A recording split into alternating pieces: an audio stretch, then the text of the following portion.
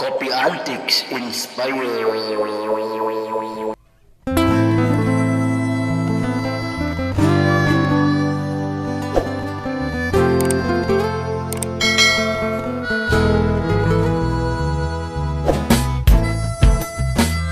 Assalamualaikum warahmatullahi wabarakatuh. Baraya Kopi Antik Inspire kembali berjumpa bersama saya Abah Asgun Ki Sarkim Nakula Jaya Prakasa. Seperti biasa, saya ingin mengajak berdialektika, berdiskusi Baraya Kopi Antik berkaitan dengan tema-tema yang insya Allah sangat bermakna, sangat bermanfaat, terutama dalam rangka ikhtiar kita mengkonstruksi cara berpikir kita agar ke depan kita lebih baik. Sebagaimana yang sering dibahas di dalam pembahasan psikologi, pembahasan berkaitan dengan bagaimana perkembangan kita sebagai manusia, bahwa nasib kita hari ini, kita menjadi siapa hari ini tentu akan tergantung dari karakter yang kita miliki. Sementara karakter yang kita miliki hari ini tentu saja akan tergantung dari pola kebiasaan yang selama bertahun-tahun kita lakukan. Dan pola kebiasaan yang kita lakukan tentu ini akan tergantung dari bagaimana cara bertindak kita. Dan cara bertindak kita itu juga akan bergantung kepada cara berpikir kita. Jadi begitu sangat pentingnya yang disebut dengan cara berpikir, frame of reference yang kita miliki dalam menentukan siapa kita hari ini, nasib kita hari ini, berada di mana kita hari ini. Cara berpikir akan menentukan bagaimana cara bertindak kita. Cara bertindak kita akan menentukan bagaimana pola kebiasaan yang kita bangun, dari mulai bangun tidur sampai tidur lagi, dari mulai hari ini dan seterusnya sampai kemudian bertahun-tahun, yang pada akhirnya akan membentuk karakter yang kita miliki. Dan karakter inilah pada hakikatnya yang akan menentukan siapa kita hari ini, berada di mana kita hari ini, dan bahkan nasib kita seperti apa hari ini. Oleh karena itu sangat penting kita kembali terus mengkonstruksi cara berpikir kita agar cara berpikir kita itu lebih konstruktif, lebih baik, dan lebih visioner lagi. Nah, dalam kesempatan ini dan mungkin dalam kesempatan yang akan datang juga, saya akan mencoba membahas beberapa topik yang sangat penting. Dan ini topik berkaitan dengan mata kuliah yang saya pegang di Universitas Ibnu Khaldun, yakni berkaitan dengan ilmu komunikasi.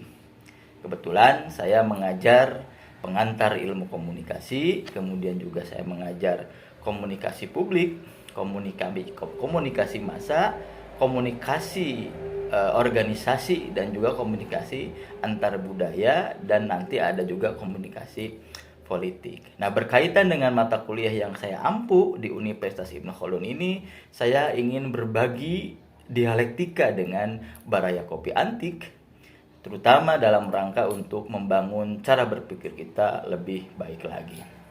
Dalam kesempatan yang pertama ini, saya ingin mengawali pembahasan dengan bagaimana pentingnya kita berkomunikasi, memperbaharui komunikasi kita, memperbaiki komunikasi kita, karena komunikasi ini adalah salah satu mekanisme kita untuk dapat mempresentasikan siapa diri kita hari ini. Sebagaimana yang banyak dibahas di dalam di dalam ilmu komunikasi, bahwa yang namanya ilmu komunikasi itu ada beberapa tahapan yang paling terpenting. Dan justru yang paling terpenting adalah ketika kita ada pada tahapan komunikasi intrapersonal, komunikasi intra pribadi yang ada dalam diri kita sebelum kita masuk pada komunikasi yang bersifat antar pribadi, ketika kita berdialog, ketika kita ngobrol, ketika kita berdiskusi, berkomunikasi antara satu orang kita dengan yang lainnya. Bahkan yang lebih luas lagi ketika ada dalam komunikasi kelompok. Lebih luas lagi ada dalam komunikasi publik, dan lebih luar biasa lagi ketika berbicara masalah komunikasi massa yang sifatnya tentu saja sangat luar biasa heterogen. Nah, tentu semua ini langkah-langkah komunikasi yang tadi dari mulai awal sampai akhir ini pada akhirnya akan tergantung dari bagaimana komunikasi intrapersonal kita yang kita lakukan.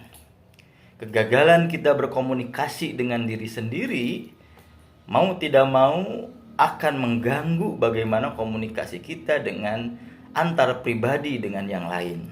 Apalagi nanti dalam komunikasi yang bersifatnya lebih luas lagi, misalnya dalam komunikasi yang bersifat kelompok. Ini satu hal yang sangat penting untuk menjadi bahan renungan kita hari ini.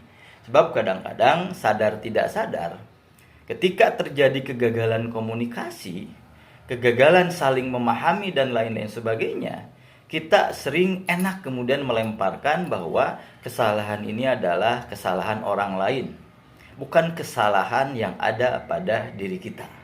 Padahal kalau kita coba jujur kembali, kemudian kita lihat kembali lebih dalam, bisa jadi justru terjadinya kegagalan komunikasi yang pada akhirnya memunculkan konflik, justru berakar dari kegagalan komunikasi kita dengan diri kita masing-masing. Maka wajar kalau misalnya di dalam ayat Al-Quran, hadis Rasulullah juga sering memberikan nasihat, misalnya hasibu qabla an tuhasabu. Ada lagi ku anfusakum wa ahlikum naro dalam Al-Quran. Hasibu, coba hisab kembali, coba refleksikan kembali komunikasi dengan diri kita sendiri sebelum kita melihat bagaimana kegagalan itu ketika berkomunikasi dengan yang lain. Bahkan lebih jauhnya lagi Allah Subhanahu wa taala dalam Al-Qur'an menyebutkan ku anfusakum wa ahlikum nar. Jaga diri kamu. Salah satunya adalah dengan mengoreksi cara-cara komunikasi kita dengan diri kita masing-masing, baru kemudian keluarga kita dari api neraka. Nah, tentu ini satu hal yang sangat luar biasa. Ketika ayat Al-Quran sudah berbicara berkaitan dengan pentingnya refleksi diri, ketika Nabi Muhammad sering mengatakan hasibu, hisab diri sendiri dan seterusnya, tentu ini memiliki nilai yang sangat penting. Maka wajar kalau misalnya dalam ayat Al-Quran Allah Subhanahu wa taala misalnya afala yatafakkarun, afala tatadabbarun dan lain sebagainya. Tentu saja yang paling terpenting adalah dalam rangka kita mengoreksi diri kita, agar salah satunya adalah kita mengkonstruksi kembali cara berkomunikasi kita dengan diri kita masing-masing. Salah satu hal yang terpenting di dalam rangka kita menata komunikasi diri kita dengan diri sendiri, tiada lain adalah bagaimana cara kita misalnya melihat diri kita. Yang ini di dalam bahasa psikologi komunikasi sering disebut sebagai konsep diri. Ketika kita memandang diri kita cenderung negatif, pada akhirnya kemudian ketika berkomunikasi secara antar pribadi dengan yang lain, maka sadar tidak sadar negativitas kita berkaitan dengan cara memandang diri kita ini sering terbawa kemudian ketika berdiskusi, berdialog, berkomunikasi dengan yang lain. Jadi pada akhirnya kemudian cara berpikir kita tentang diri kita pada akhirnya ini akan menentukan siapa kita hari ini. Bahkan yang lebih teknis lagi, ketika misalnya komunikasi sering dimaknai sebagai salah satu cara untuk bagaimana kita menyatakan dan mendukung identitas diri. Nah, kadang-kadang kejelasan identitas diri kita ini menjadi tidak jelas.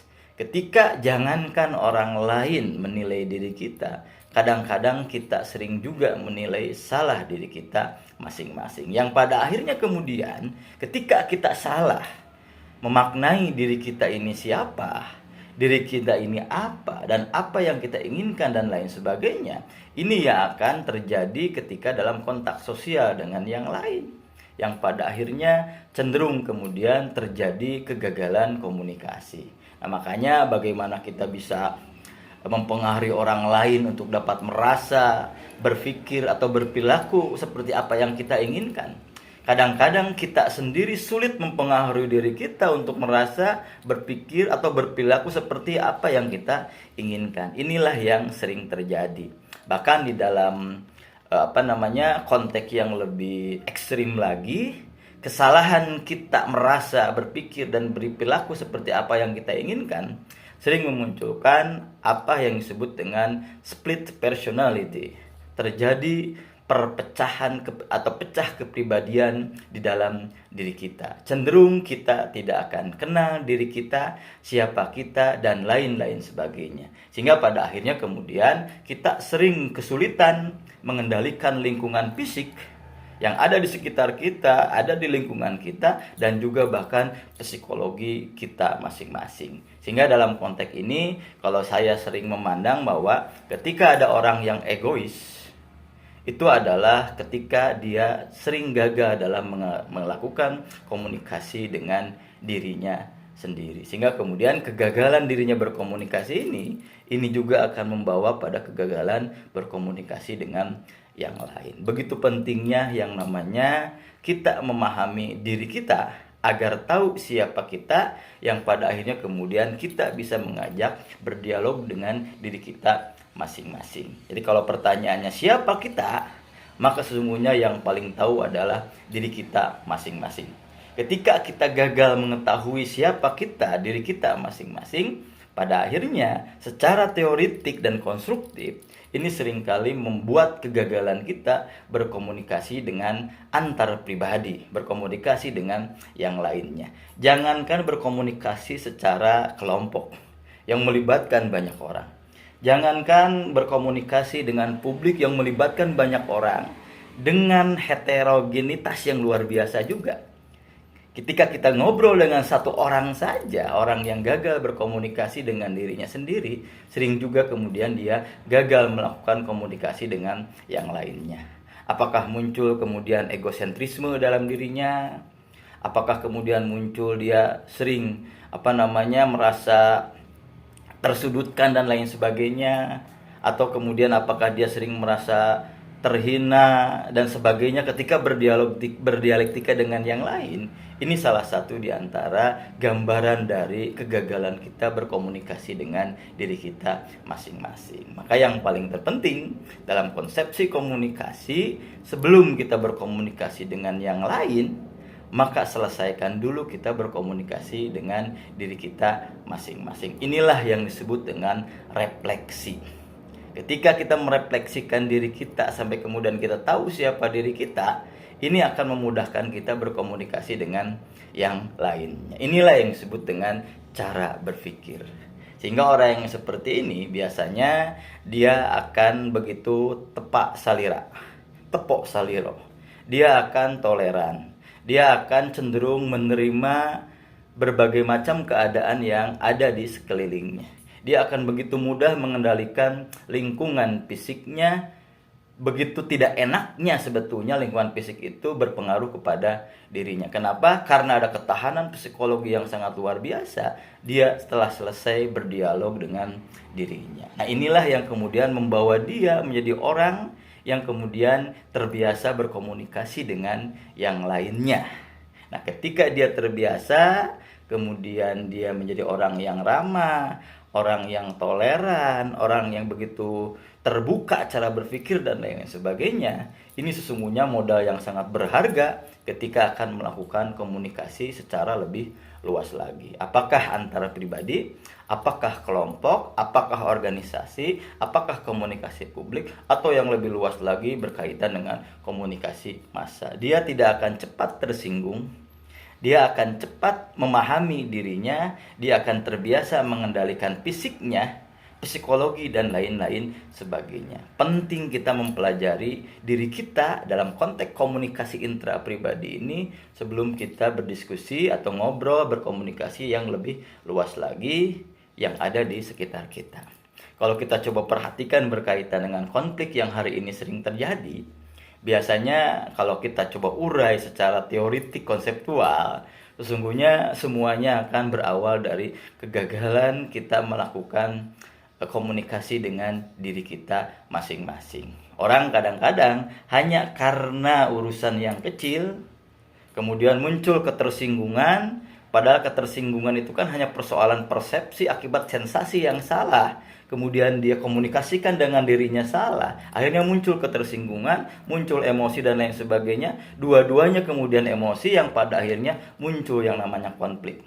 Ini juga yang sering terjadi dalam lingkungan misalnya rumah tangga. Kalau misalnya seorang suami selesai berkomunikasi dengan dirinya, istrinya pun kemudian berkomunikasi dengan dirinya sudah selesai, inilah yang pada akhirnya memunculkan apa yang disebut dengan sakinah, ketenangan. Berbagai macam apapun persoalan yang muncul dalam rumah tangganya, dianggap semuanya adalah persoalan kecil ketika masing-masing sudah selesai berkomunikasi dengan dirinya. Inilah luar biasanya.